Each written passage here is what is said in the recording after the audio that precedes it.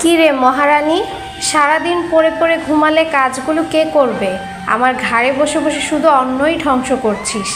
1 ঘন্টার মধ্যে যেন সব কাজ শেষ হয়। ইনায়া এতক্ষণ পেটের ব্যথায় কাতরাচ্ছিল। গতকাল বাসি খাবার খাওয়ার ফলে এখন তার এ অবস্থা। তবে মায়ের বিষাক্ত কথায় পেটের যন্ত্রণার চেয়ে মনের আঘাত বেশি পেল। কোনো মা কি তার সন্তানকে এভাবে বলতে পারে? অবশ্য ইনি তো সৎ মা, তাই তো ইনায়ার প্রতি তার একটুও মায়া হয়নি।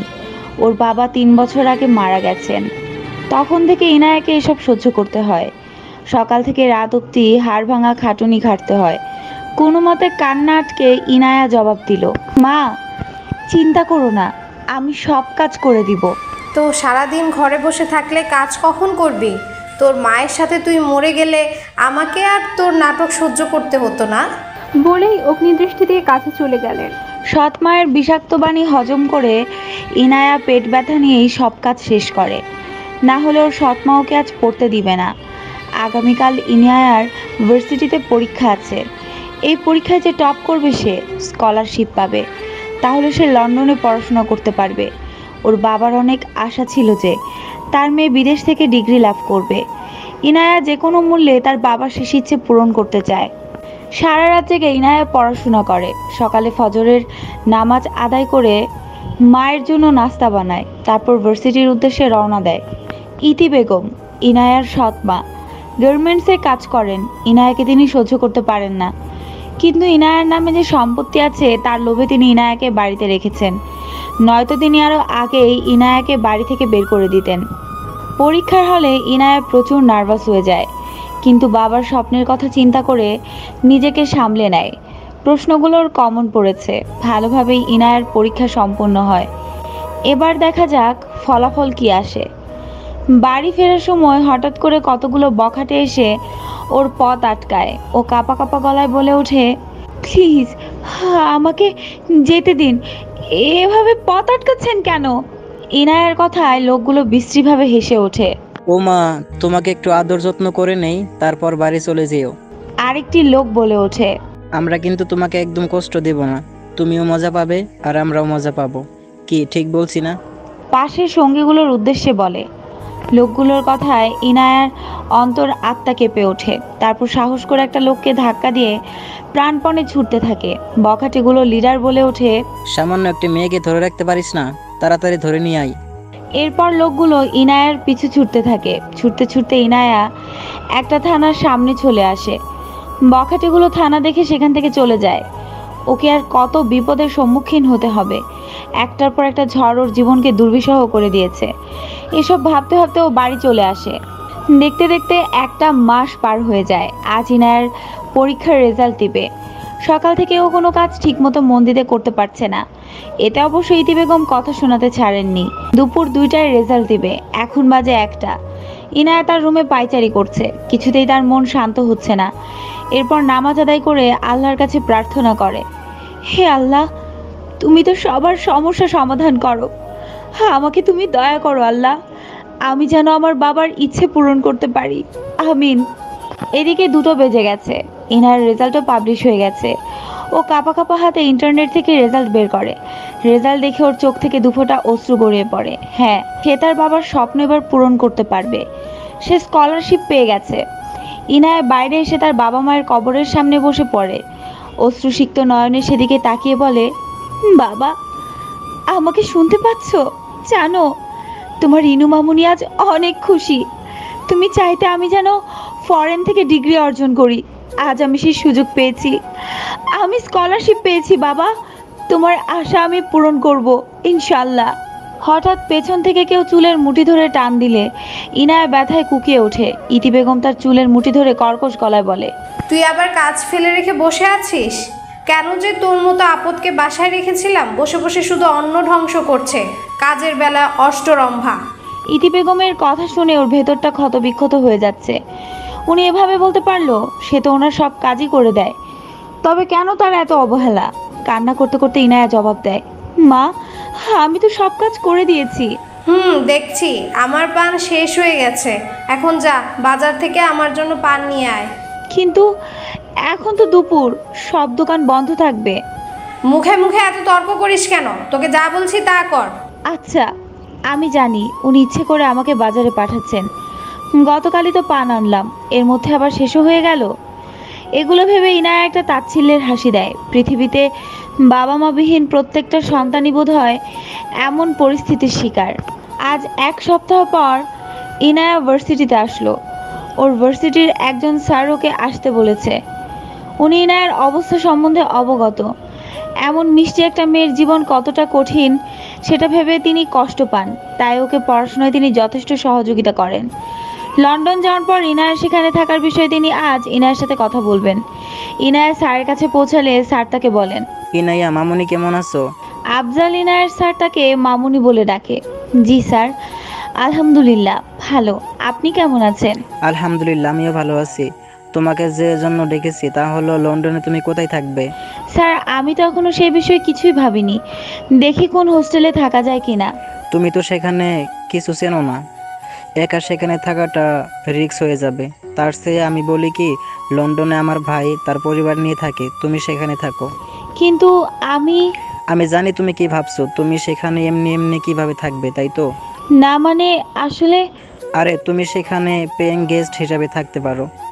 আমি আমার ছোট ভাই নিফাজকে বলে দেব, কোনো সমস্যা হবে না। নিফাজের বউয়ের ও একটা কথা বলার সাথী হবে। আচ্ছা স্যার, আমি তাহলে আপনাকে জানাবো। আচ্ছা মামনি, কোনো সমস্যা হলে আমাকে জানাবে কিন্তু। আর 1 মাস পর তোমার ফ্লাইট, প্রস্তুত থেকো। জি অবশ্যই। আমি এখন আসি স্যার, আল্লাহ হাফেজ। আচ্ছা, আল্লাহ হাফেজ, সাবধানে যেও। স্যারের সাথে কথা বলার পর ইনায়ের অনেক হালকা লাগছে।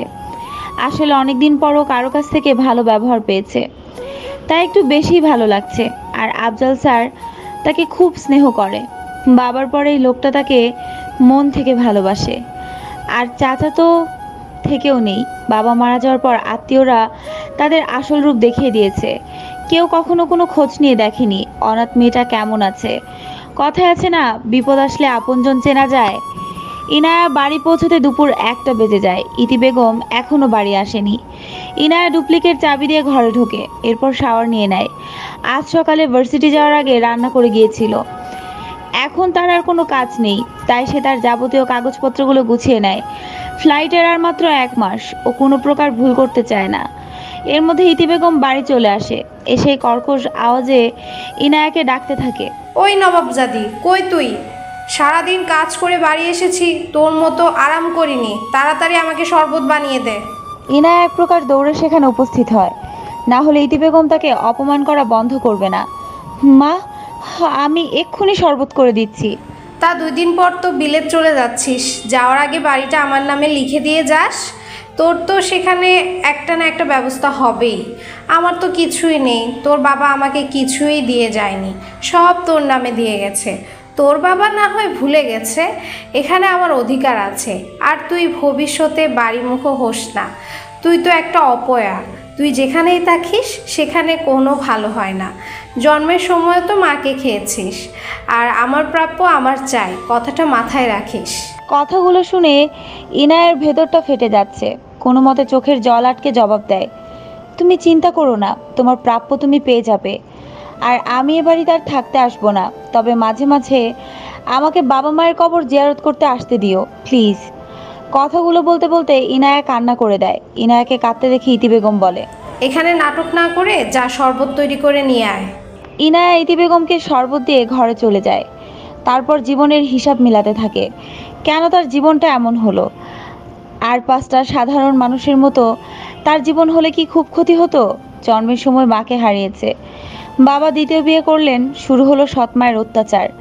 আস্তে আস্তে বড় হচ্ছিল, কিন্তু 16 বছর বয়সে আবার বাবাকে হারালো। কেন এমন হলো? কেন কেন? এসব ভাবতে ভাবতে ইনায়ার কান্নার আওয়াজ বাড়তে থাকে। দেখতে দেখতে অনেক দিন কেটে গেল। আর মাত্র 3 দিন বাকি ইনায়ার ফ্লাইটের। যত ফ্লাইটের দিন এগিয়ে আসছে ইনায়ার অস্থিরতা ততই বাড়ছে। এ দেশ, এ বাড়ি ছেড়ে সে কিভাবে থাকবে? এই বাড়িতে যে তার বাবা মায়ের ছোঁয়া রয়েছে, তাদের স্মৃতি রয়েছে। মাকে সে কখনো দেখেনি, তবুও মায়ের কবর এখানে রয়েছে, বাবার কবর রয়েছে। শত কষ্টের মাঝেও তাদের কবরের কাছে থাকলে সে স্বস্তি পেত। কিন্তু এখন ওকে সম্পূর্ণ ভিন্ন পরিবেশে যেতে হবে। সেখানে এদেশের গন্ধ সে পাবে না। মাতৃভূমির মায়া যেন তাকে আঁকড়ে রেখেছে। মায়া ডোর থেকে যেন তাকে ছাড়তে চাইছে না, কিন্তু তার পক্ষে তো এখানে থাকা সম্ভব হচ্ছে না। তাকে যে যেতেই হবে।